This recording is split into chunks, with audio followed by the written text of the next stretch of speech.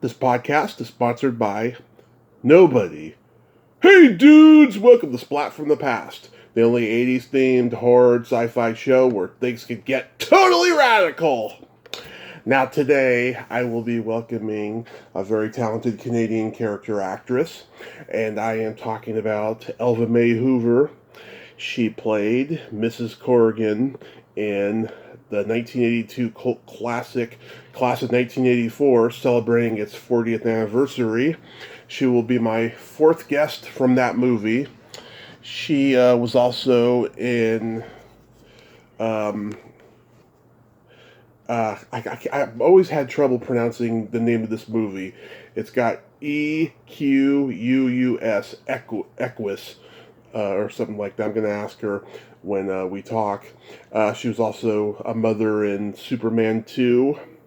She was in the Terry Fox story, which was the very first HBO TV movie. She did the voice of Professor Wild in STARCOM, the U.S. Space Force. She was in Stella with Bette Midler. She's done a lot of great stuff. And she was in The Gate 2. I gotta bring that up. She was in The Gate 2, The Trespassers. And we're going to talk about all of that stuff today. And I cannot wait. Like I said, she's a very talented actress.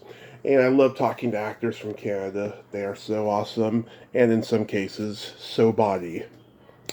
So, here is my interview with Elva Mai Hoover.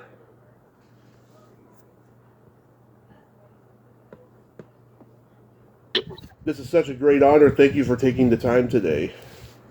Not at all. Happy to be asked. So, going back in time, did you gravitate toward acting early on in your childhood?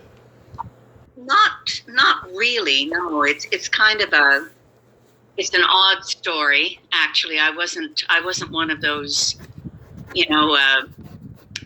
typical stories of kids putting on plays in their backyards, etc. Yeah. I was a pretty introverted kid. And I actually came at acting from a weird entry point. I had left school very early at 15. Wow. Because my family wasn't. I was, I had a single mom, and there was no money, etc., etc. So I got permission to work and leave school, and I knew that I wanted to continue in education.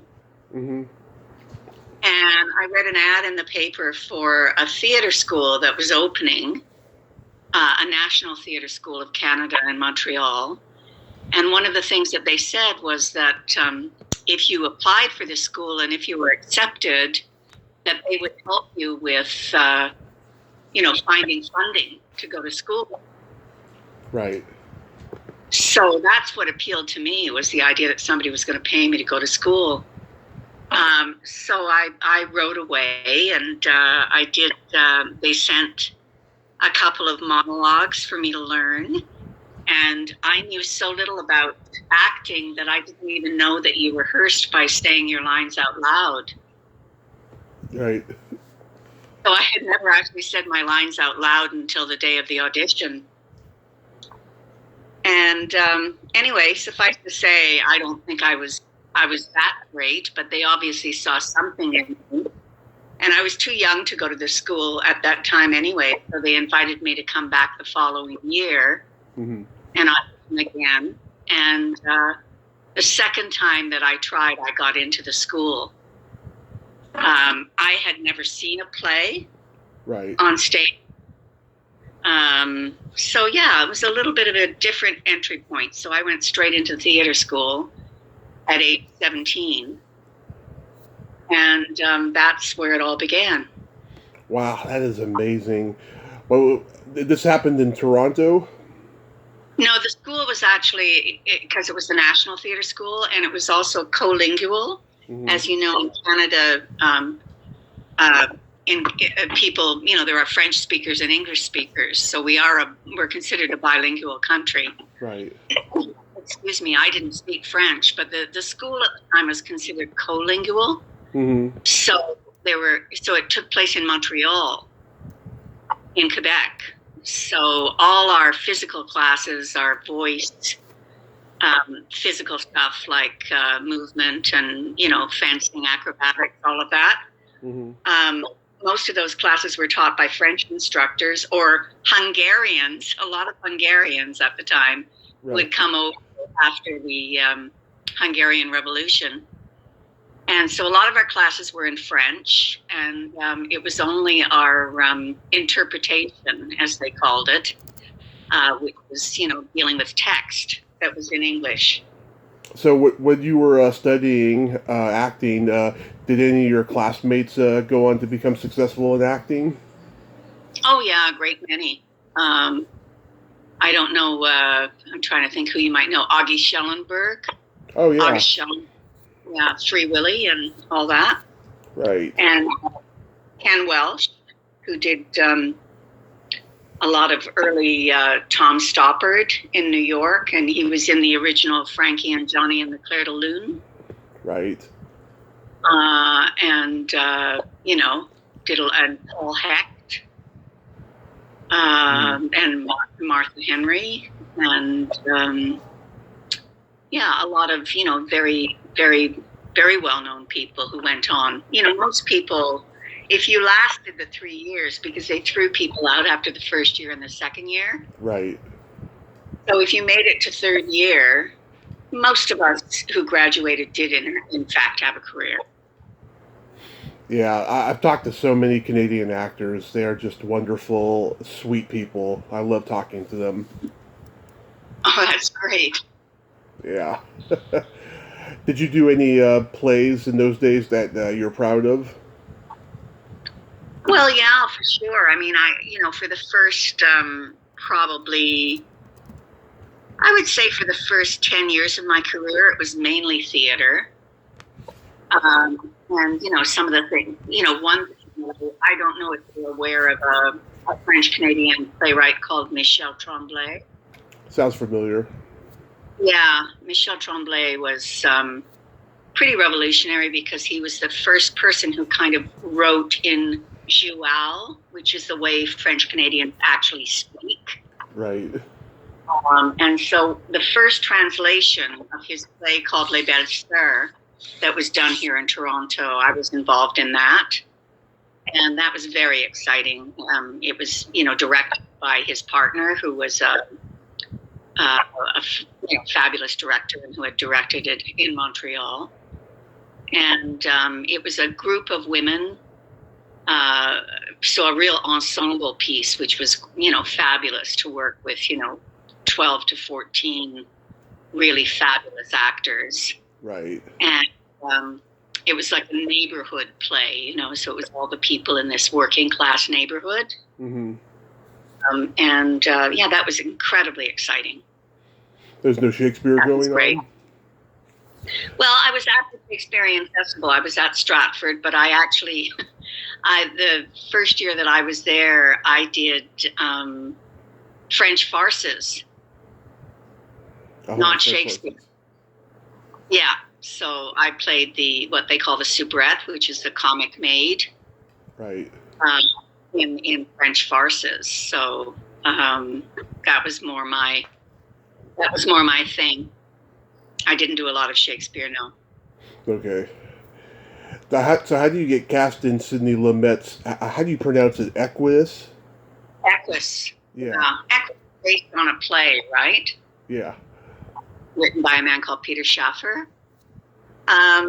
It was being shot here in Toronto, and the casting director brought me in.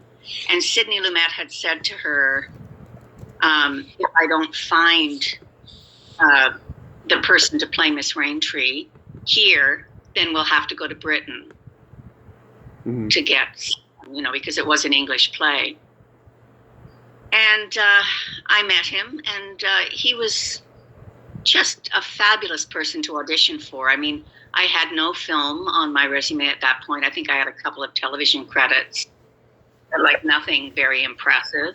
Mm-hmm. And I'd done some theater, and I cannot tell you how comfortable he made me feel. I mean, the first thing he said to me was, "Oh, so I see that you went to the National Theatre School. Yeah. What was that experience?" He said, "What was that experience like for you? What did you take away from it?" Well, of course, he opened me up completely, with a question like that. And, so I felt incredibly comfortable, and that was the audition. And out of that, I got the role. Yeah. So, and there were a lot of people in that who worked on Equus. We had an actual rehearsal period, unheard of for film. We rehearsed for 10 days, and then we shot. And Sidney Lumet was fascinating because he always, one of the things that he did was he would say, "All right, let's try one just for rehearsal." And then you do it, and he'd say, "Okay, that's a take, moving on." He would catch people. I mean, obviously you caught on after a point, and you're not stupid. But certainly in the beginning, it was really like, oh, okay. That was all we wanted. And I guess that was, one of the reasons for rehearsal as well, so that people were really, were in fact really well prepared. But they were also caught off guard. Yeah. So, yeah, he was terrific to work with. I also remember I had to chase Richard Burton down a little to catch up with him. And unbeknownst, I'm told, okay, so I want you to run really, really fast. Right.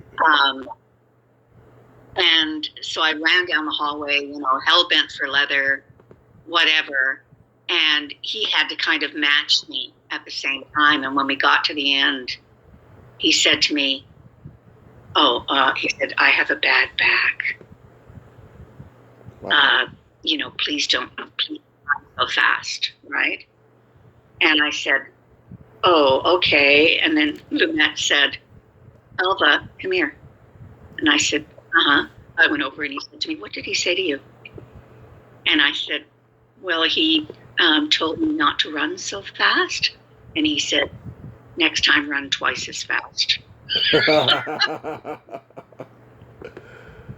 Oh dear. Wow.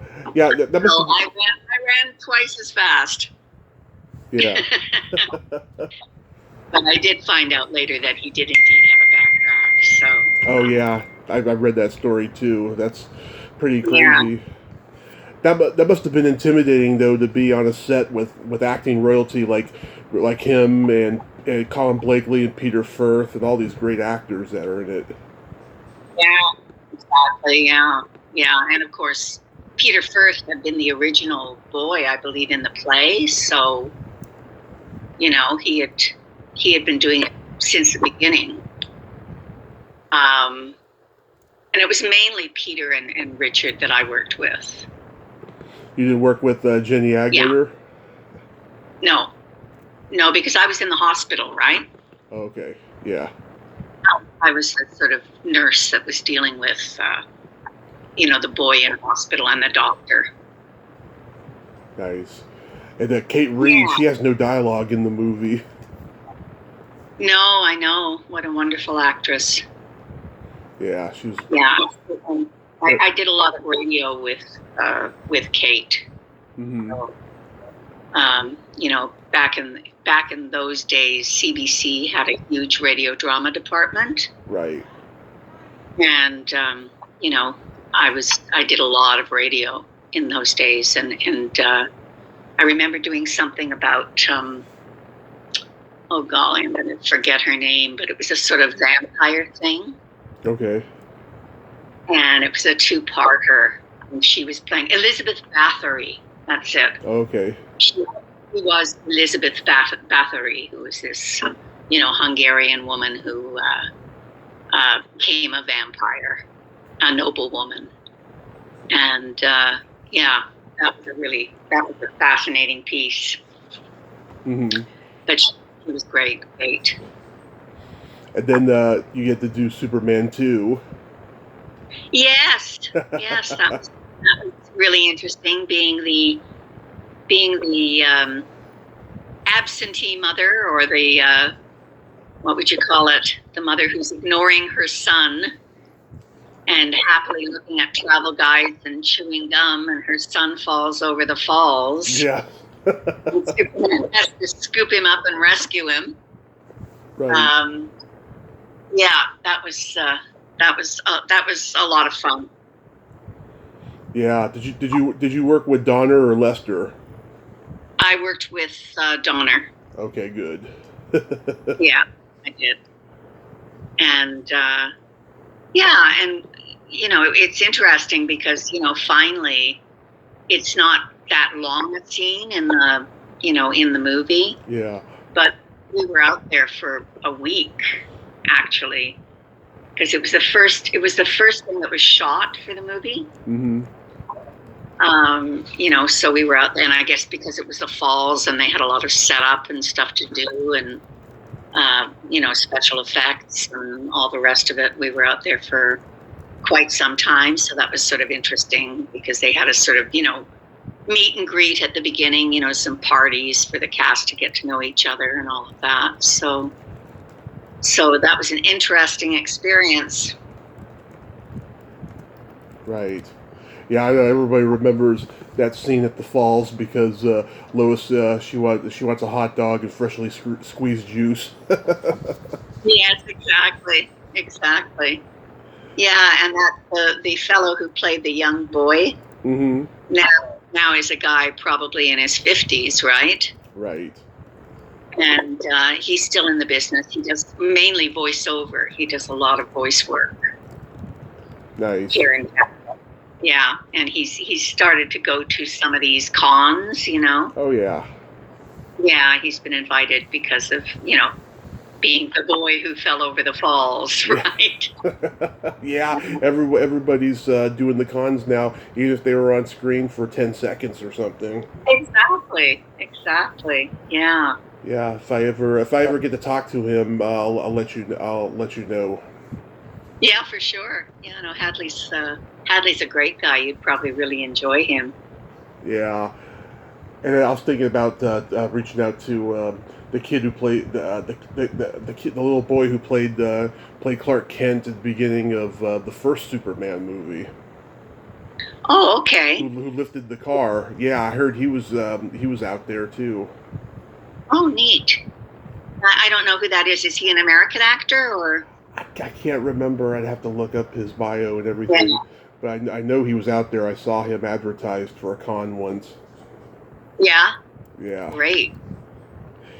You're my fourth guest from class of 1984. Oh, wow.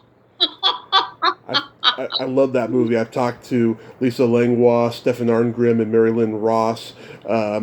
Lisa and Stefan have told me what a traumatic experience they had on that movie. But what was your experience like? Well, it was very funny, because I played. God bless. What's that lovely? Roddy McDowell. You played his wife, right? I played his wife. Yeah, Roddy McDowell. I was just blanking for a minute on his name. He was such a lovely person. Yeah. But the woman who produced and starred in that movie, whose name? Mary Lynn Ross. Okay. Did you interview her? I did. Okay. Yeah, it was an interesting experience. What can I say? Because I think she had been on a soap. She'd been, she had a good role on a soap, I think. And then, had the initiative and the chutzpah to find this script and executive produce and make it happen. Yeah, right?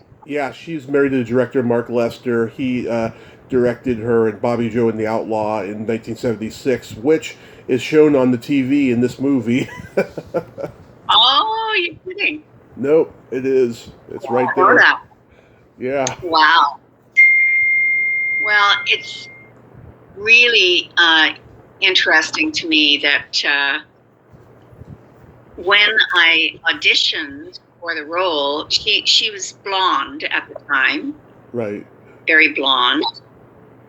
And when I auditioned for the role, I had very dark hair.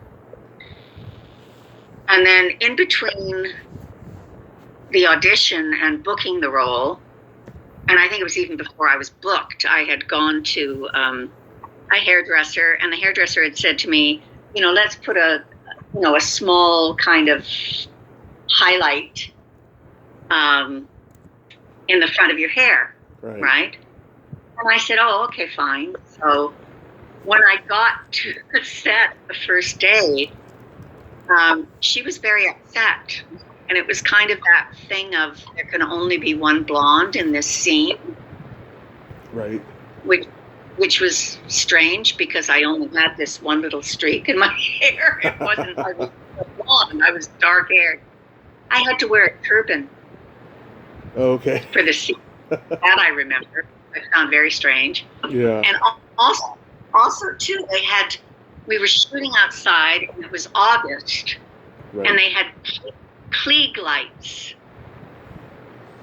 I mean, it was so hot, but I think that it was like almost in the style of an old time movie, right? Where everybody had the lead in particular wanted to look as youthful as possible, and of course that's the way you do it. But like even trying to keep your eyes open under those lights, oh my Lord, it was quite the experience. Yeah, I mean, they told me that the producers just treat everybody badly, that, the stars ate all the craft service food and the extras had to eat peanut butter and jelly sandwiches. Yeah. Yeah, interesting. I think in hindsight, the director and the producers wanted everybody to be believable, so they pushed everyone's boundaries as far as they could. Maybe it wouldn't be the first time that's been done, right? Right. But yeah, it was. That was not my favorite experience. I'm sorry to hear it, but it made a great movie. It's the Blackboard Jungle of the '80s, I think.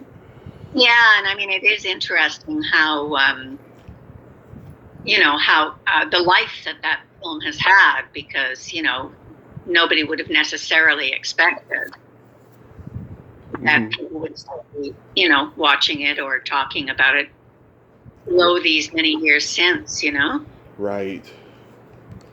Then you do the Terry Fox story, which was the very first HBO TV movie. What was that like? That was very interesting because, it won the cable awards, right? Stateside, for, best movie. I think it was the first one to win the cable award. Mm-hmm. And so the Americans embraced it a big time. But here in Canada, people really were so traumatized by the whole Terry story that it really felt invasive for a lot of people, and it felt like it was too soon. Mm-hmm. It was a completely different kind of reaction between the reaction it had stateside and the reaction it had here. Here it kind of disappeared. I mean, some of us got nominated for it and, stuff like that, which was fine, but it didn't do well box office wise here. Whereas in the States, as I say, it did extremely well.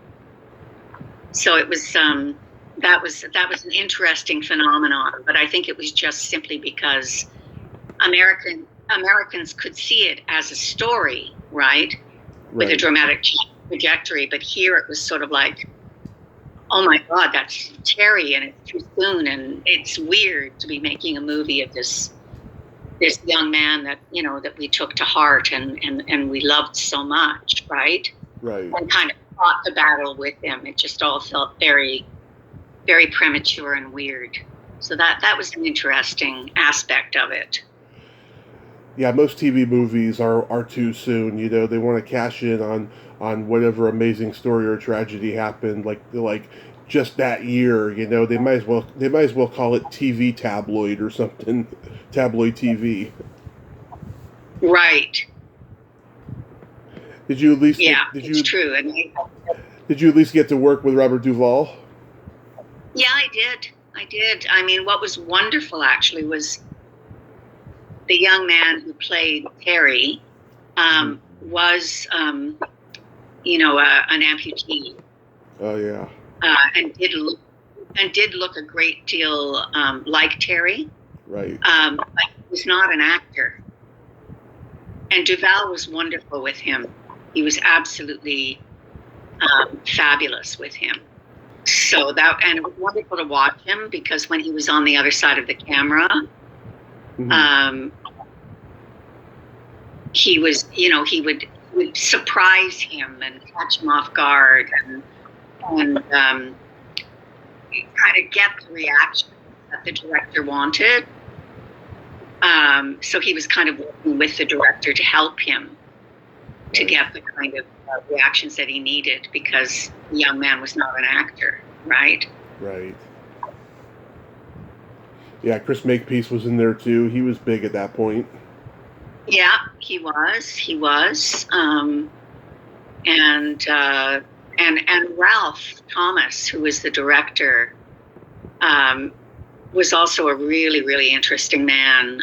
He had done a lot of he was a documentarian before he did the Terry Fox story. Right.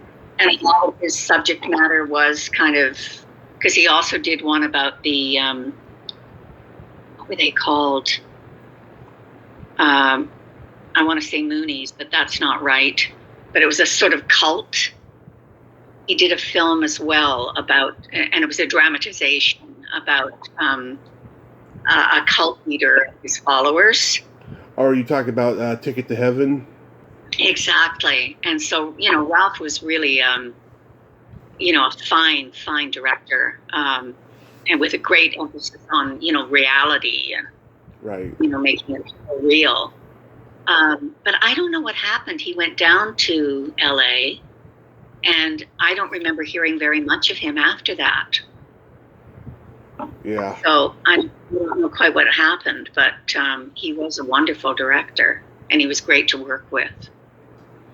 Yeah. Who knows? I mean, there have been so many directors. Some of them have careers that go well, and then there are ones whose careers don't. I've interviewed Yeah. I've interviewed quite a number of directors whose careers didn't go well. They have bigger egos than any movie star ever could. I'll tell you. It's crazy. Yeah, for sure, for sure. Well, I think you have to in some sense, Right. I think you need that kind of monumental ego in order to handle the scope of what you're handling. I mean, it's not like being an actor and really you come in and your concentration is on your role, and that's kind of it. Right. But the director, I mean, you have to see the whole picture, and you have to be able to, deal with production and deal with what's happening on set. And, there's just so many variables. I mean, it's like being the general, right? Yeah. The general. Exactly. It's phenomenal. So, yeah. And then It's a big job. Yeah. And then you were on the Edison Twins. Yes, the Edison twins. Oh, God, where I played with every animal known to man, from boa constrictors to elephants. And then there was the monkey. I'll never forget the monkey. The monkey pooped on me. Uh-huh. And the trainer came up to me and went, I went, oh my God. And the trainer came up to me and he said, really, you should be complimented. And I said, what? And he said, well, the kids make him so uptight. And when you hold him, he just relaxes. Oh, dear. So, yes, Oh my God. Yeah, I talked to Corey Haim's sister last year, and she told me that Corey liked doing that show for the short time he was on it. Yeah. Oh yeah, for sure. No, it was a fun set, actually. The kids were great, and they weren't over precocious or anything like that. They were sort of they got on well, and they worked well as a team, and it was just a nice, welcoming set. And it had started out like I didn't become Mrs. Edison until year 2. Mm-hmm. In the first year, it was non-union. Okay. Because the kids were non-union, right? Right. But then they decided after the phenomenal success of the first year that they wanted to go union. And at that point, they did replacement casting. So they cast me to be the mom. And they cast Peter McNeil, who's quite a well-known Canadian actor, to be the dad. And so we sort of took over. I think we did 2, 3, 4, and 5. I think there were 5 seasons altogether. Yeah.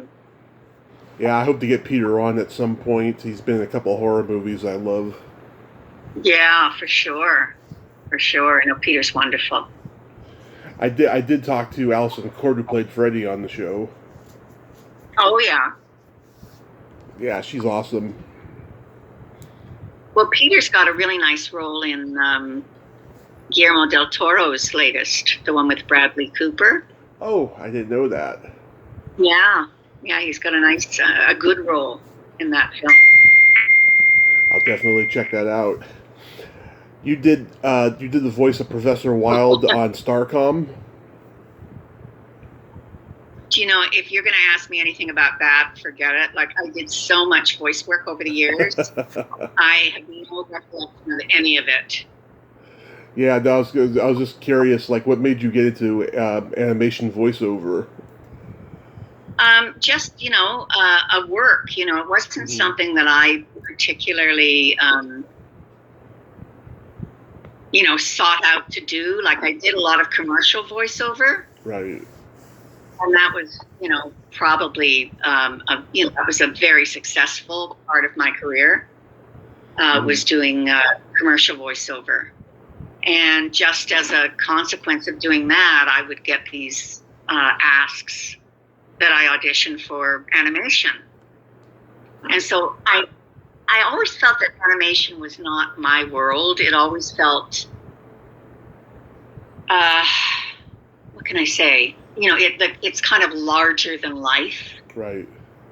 And I think what I've always been best at is realism or naturalism. Mm-hmm. So it always felt a stretch for me to be doing animation. I did it, and I did it well enough that I did a fair amount of it. But I was quite happy when that kind of went away, because I didn't really enjoy it that much. Mm-hmm. Funny. Yeah. I mean, I've talked to a couple other people who did voices on Starcom: Susan Roman, Marla Lakovsky. Marla. Yeah, love them. You did a couple episodes of Friday the 13th, the series. I sure did. Every time I talk to somebody from those, they don't remember them. Do you remember anything? Trying to remember, because I think I did like 3 episodes or something. I did 1 2-parter. Mm-hmm. And I think I'm pretty sure I was a villain, which is unusual for me. Uh-huh. But I think I'm pretty sure I was a villain in one of them. I was a pretty nasty piece of, I remember I worked with, he was a fabulous actor. He played, God help me here, Lenny Bruce. Lenny Bruce. Yeah, Lenny Bruce, the comedian. Of course. Yeah. Well, he had played Lenny Bruce in a biopic, and he was a wonderful actor. The only Lenny Bruce biopic I know is the Dustin Hoffman one. Yeah, well, there was I think a television one or something that he had played Lenny Bruce in, and he won an award or nominated or whatever. Yeah. And he was great to work with. Yeah. And of course, dear Chris Wiggins, who's another Canadian actor who had a running role on Friday 13th. Right. Lovely man. Yeah, no, it was a fun set to be on, and they shot everything at night, right? Yeah. So they all night shoots. Yeah. So, if you know what that's like, you have to turn your clock around completely and shoot all night and try and get some sleep during the day. And but it makes for an interesting vibe. Yeah. And then one episode had Art Hindle and Teddy Moore. I've talked to those two. Yeah. Yeah, did Teddy remember a lot about her episode? I try to remember. I think I did ask her about it, and she probably was one of the ones that didn't remember, but I can't remember. Yeah, exactly. I think they were, a lot of them were eminently forgettable after the fact. Do you know what I mean? Yeah, it's funny because, Nightmare on Elm Street had a spin-off anthology series too, and everybody remembers that one only because Robert Englund was in it as Freddy. But like Friday the 13th, a lot of people don't remember the series of it, Yeah, exactly. Yeah, it's interesting. I mean, they were kind of pot boilers. Yeah. And fun to do at the time, but then it's kind of like, oh, now it's gone, right? Right. Nothing much to remember after the fact, but there you go. It paid the rent, Yeah. or the mortgage in those days. They were pot boilers, not toe curlers. Exactly. Absolutely. How's working in the Bette Midler movie Stella? Again, it was a fun gig. I think what I remember most about it was her.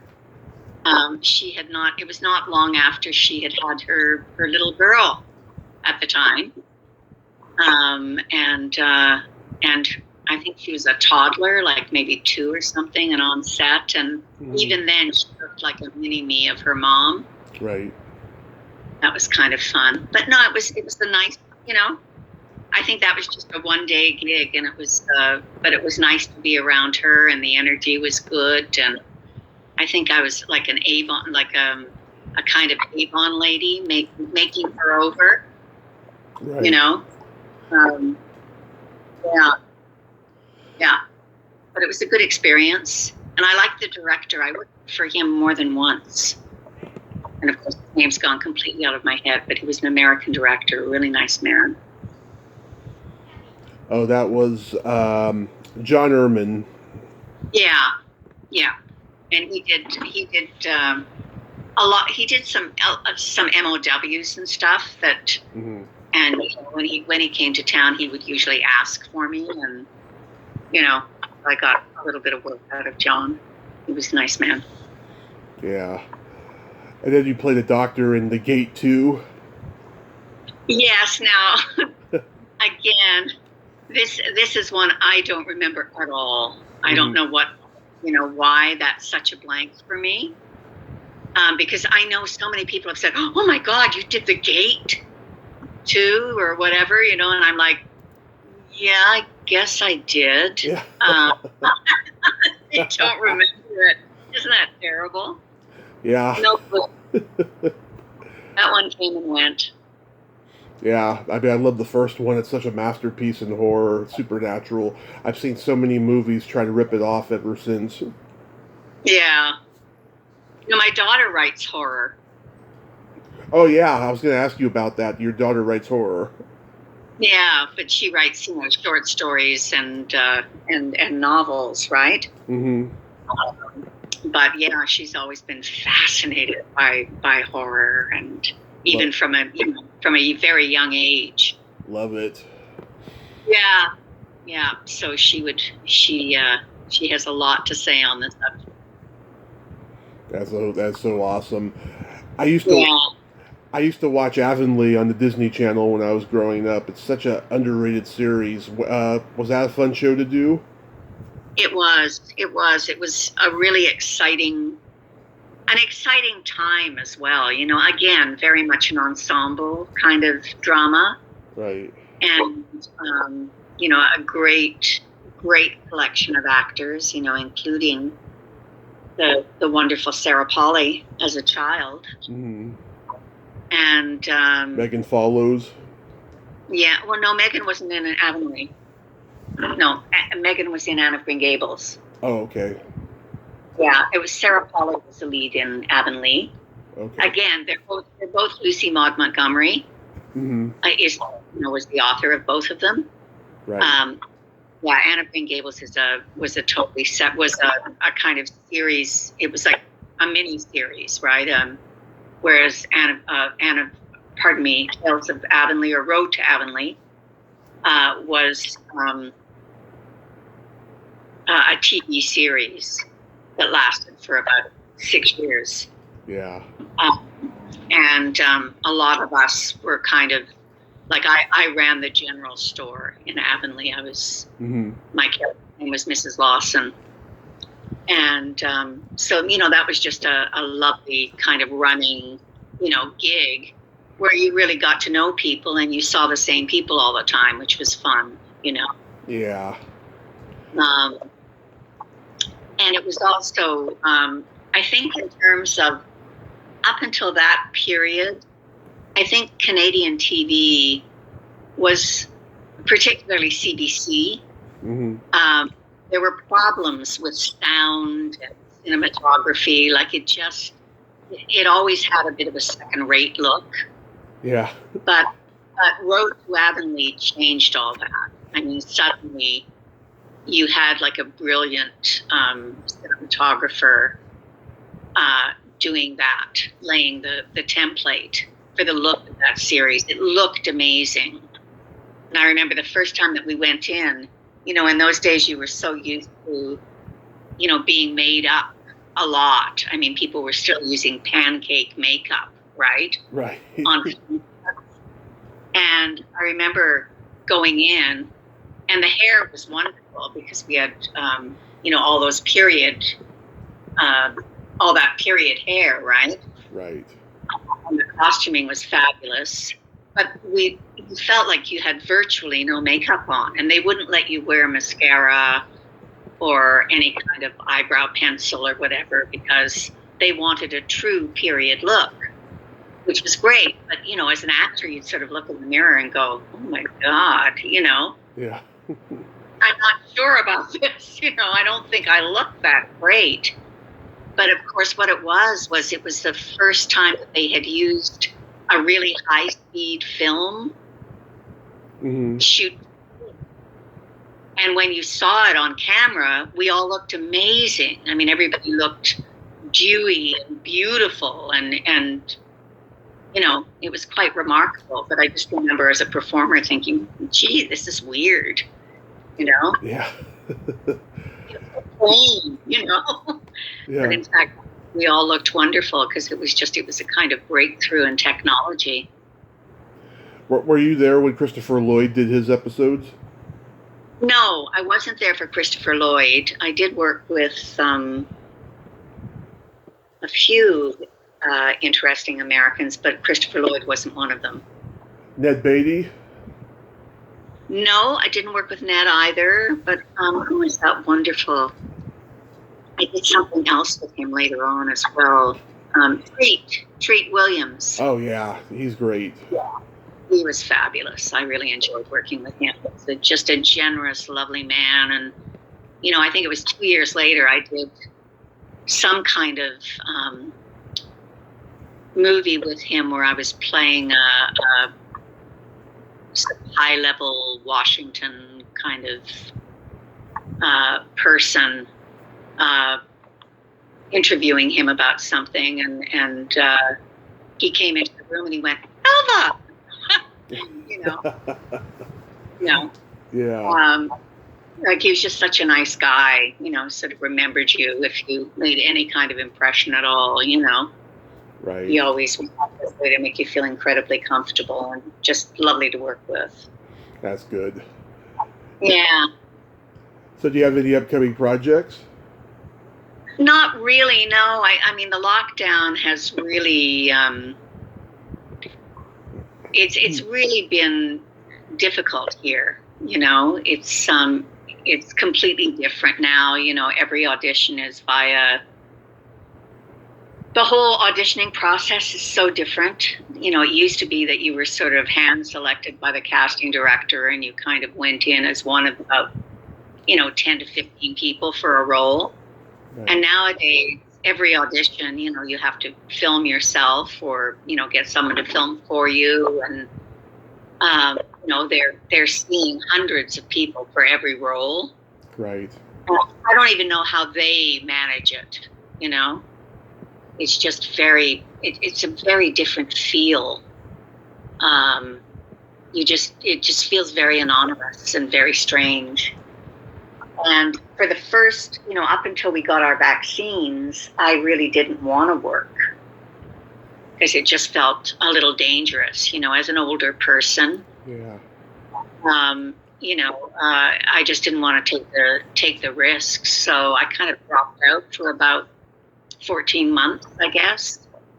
And then, then I started doing some auditions, and I think I booked a Christmas movie or something like that. But after that, it's just been kind of like the auditions have been kind of few and far between. And then even when you're doing them and you're doing something that, and you look at it and you go, yeah, I think that's great, Yeah.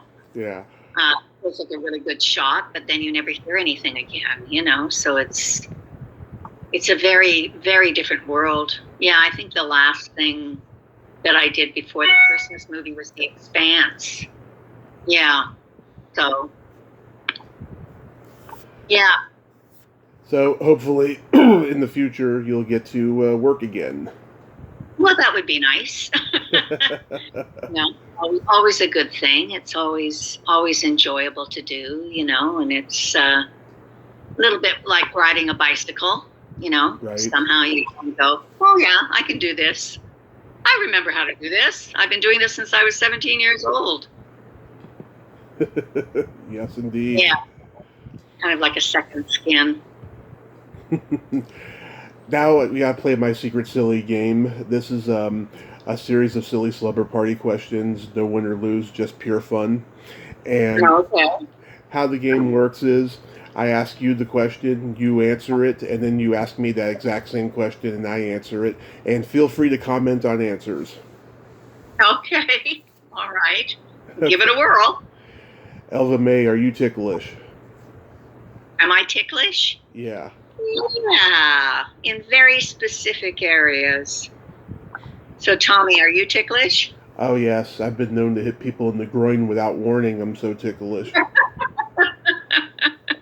Well, I won't try it then. What's your favorite part of the body? It could be anything. The favorite part of the body? I think my feet. Although they're problematic, I love the fact that they carry me places, and I love to walk. So I'm very, very grateful to my feet, such as they are. Nice. What about you? I like feet. The belly button. Are you an innie or an outie? I am an innie. Yeah, me too. Yeah, mine is so deep I could fit crystal meth in there. Oh, please don't.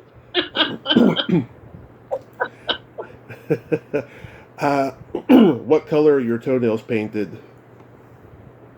They are not painted. Usually in Canada, because we have this protracted winter. Yeah. I don't usually paint my toenails in the winter. I usually only paint them when I'm wearing sandals. Mm-hmm. And of course, because of COVID, I haven't been to a salon like that in almost 2 years. Wow. Yeah. Just doesn't seem worth the risk. You know what I mean? Absolutely. Yeah. What about you? Right now they're not painted, but last time they were, which was back in October, they were lavender. Ooh, yeah, I like turquoise when I do them. Oh yeah. I like that bright turquoise blue. Oh yeah. I love that color. Yeah. In fact, Yeah. Lynn Griffin likes that color too. She uses turquoise. Yeah, I can imagine. And Lynn is a big knitter, and she loves to knit with really, really bright colored yarns. Oh yeah. Yeah. um, what would you say is your best personality trait? Um, I think my best personality trait is I think I'm thoughtful, and I think I'm not in. I think I'm not overreactive. Do you know what I mean? Exactly. I don't jump on people, and I think I'm a pretty good listener. You're not easily offended. No, no, not for the most part. No, I always try to look at it from the other person's point of view. Right. I think I'm pretty good at giving people the benefit of the doubt. Yes, I found that with most Canadians that they are they're very free spirited and open minded. Yeah, I think so. When I was growing up, people used to talk a lot about the Canadian inferiority complex. I don't know if you've ever heard anyone speak about that. Well, because we were, next door to a country that was, 10 times our size. Mm-hmm. And all our media, like when I was growing up, everything that I watched was American. Right. So it was hard not to feel that you were kind of second best, as bizarre as that sounds now. Because, of course, obviously we have super talents that have come out of Canada and have, dominated the American scene as well. But I think there's always been this feeling that you haven't really made it unless you've made it in the U.S., right? Right. So people would talk, as I say, about Canadian inferiority complex as a phenomenon when I was growing up. And I think the one thing about that is you don't lead with your ego, even when you're really, really good. Mm-hmm. You don't start from there, Right. I think it makes for interesting people. My best personality trait is I have empathy, but I also have no filter. Okay. And how's that working for you? It's worked well to my advantage, I think. Yeah? Yeah. What are the big pluses of having no filter? Well, it keeps bad people away from me. People that are just not worth my time, and all the honest and real people are drawn to me. Nice. Yeah. That's cool. It really is cool. It really is. Yeah. And then my favorite question, is there a stinky smell that just makes you gag? Oh, there's lots of stinky smells that make me gag. Well, bad feet, on the topic of feet. That'll make me gag. Yeah, I think I have a very strong sense of smell. Like, it's almost like a bit of a curse. Yeah. Because other people, I know sometimes I will smell things that before other people do. Yeah. And I'll say, "Oh, can you smell that?" And then they'll stop and kind of consider and sniff or, oh, okay, right? But I'll smell it like right away. And I have a super sniffer. Yeah. What about you? It's either farts or feet. Exactly, the two F's. Yes. Farts or feet. Yeah. Yes, the mandatory classics. Yeah, it's not great. No. There are other things I would rather smell, I have to say. Yeah.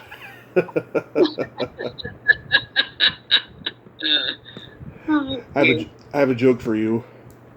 Yeah. What do you call a boy that doesn't masturbate? A slow starter? I don't know. What? A liar. A liar. Okay. Oh, Lordy. Elva May, you are so wonderful. Thank you so much for coming on today.